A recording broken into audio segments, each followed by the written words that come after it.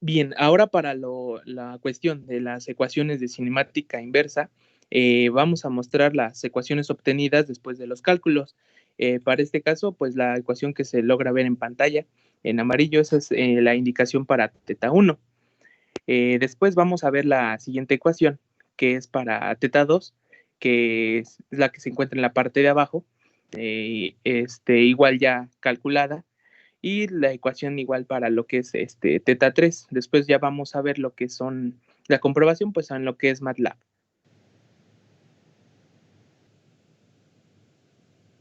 Ya aquí en MATLAB se puede observar las ecuaciones obtenidas, las que se mostraron apenas. Entonces vamos a observar que ya están dentro de lo que es MATLAB.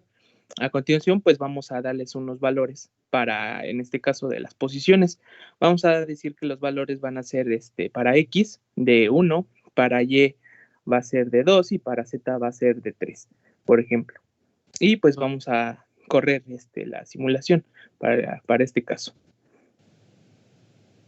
Y como podemos ver ahí en la parte de la pantalla, en la figura, se puede observar que precisamente está ubicado nuestro punto donde queremos tener lo que es el efector final.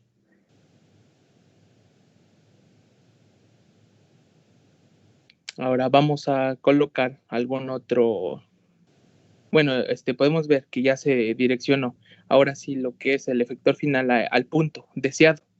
Entonces se está comprobando que precisamente sí está funcionando bien la parte de la cinemática inversa.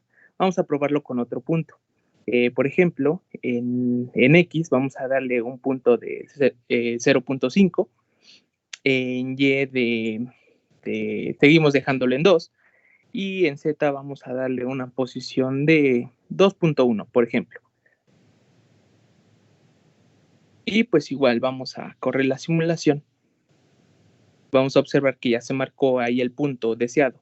Ajá. Y este es el punto a alcanzar del efector final.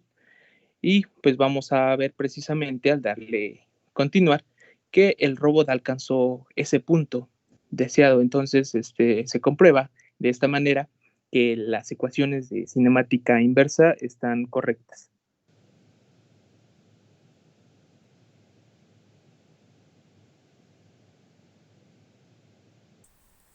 Para lo que es la cinemática directa utilizando Simscape, partimos de la importación o el programa de importación que se generó en Simulink.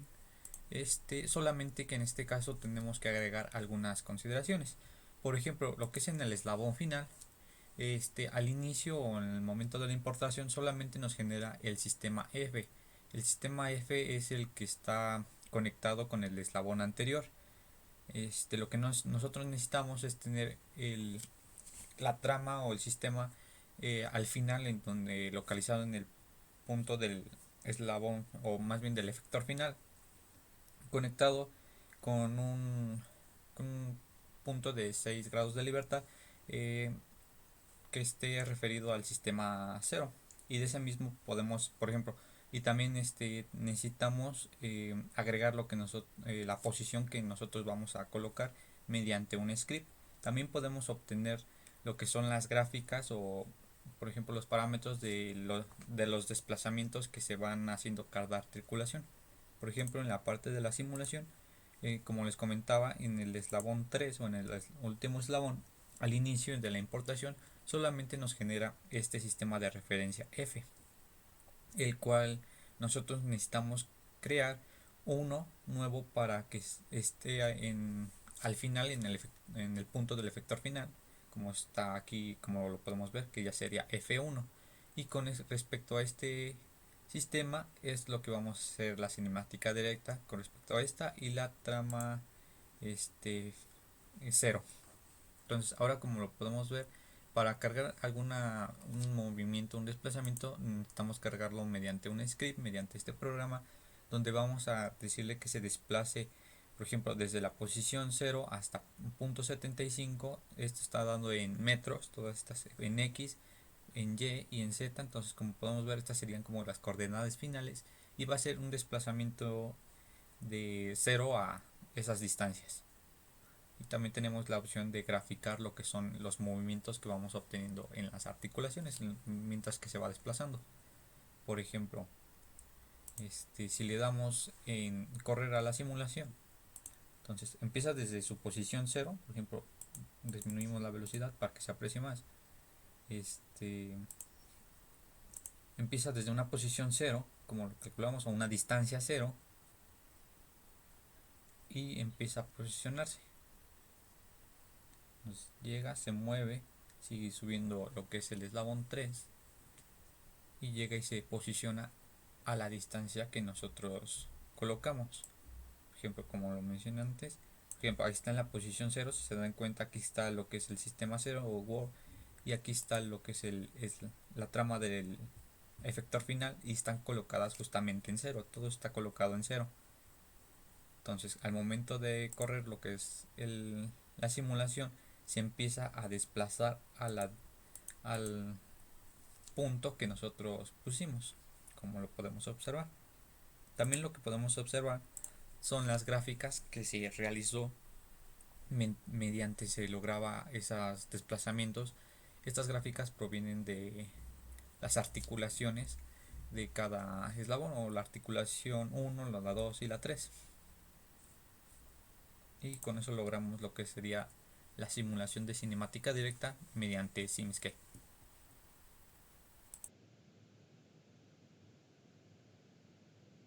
Para la parte de la cinemática inversa, se debe partir también de la importación del brazo robótico de SolidWorks. Una vez importado este modelo, se tiene el diagrama de bloques. Se deben realizar los ajustes previos en la parte de la gravedad. En este caso, se tiene que aplicar la gravedad sobre el eje Z y no sobre el eje Y, como viene predeterminado. Del mismo modo, se debe de crear una referencia para el efector final en el último bloque, para que se pueda medir la posición del efector final una vez introducidas las variables. Para poder tener movimiento del brazo robótico, se necesitan las variables articulares. En este caso, se introduce un ángulo a cada una de las variables de revolución para poder tener movimiento y posicionar el efector final. Y por último, para poder conocer esa posición del efector final, se debe de utilizar un sensor, que en este caso es el del lado derecho, y de esta forma se puede conocer la posición en X, en Y y en Z. Ahora, si nos vamos al script que se utiliza para correr la simulación, en este se puede observar que para la articulación 1 se introduce una posición. En este caso debe de partir de 0 y debe de llegar a una posición de 90 grados. Para la articulación 2 parte también de 0 y debe de moverse 22.5 grados. Y para nuestra tercera articulación también parte de 0 y esta se debe de mover a menos 90 grados. Si corremos la simulación, se obtiene el siguiente modelo.